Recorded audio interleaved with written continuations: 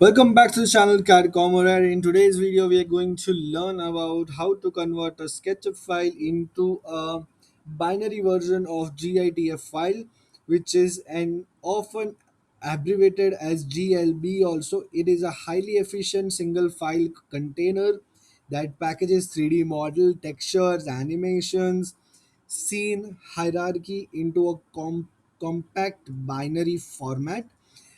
Developed by Kunos Group, it is designed for maximum loading speed and streaming performance. So the key advantages of using and converting the SketchUp file into a GLB file is that it is very much self-contained. It has a faster load time and it has extremely small footprints on your computer or on your drive. So that is why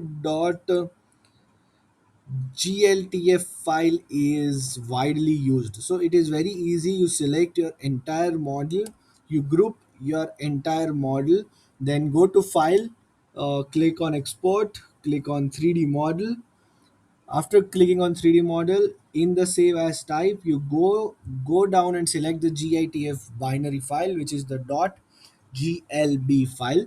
So after selecting that, you just press is on export, and after a few seconds, your GLB file will be exported to the file location that you have selected on the save as window bar. So it will take a few seconds to export the whole model.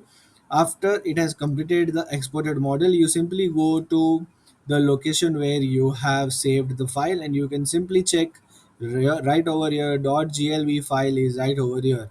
So it is that simple to convert a SketchUp file into a gitf glb file.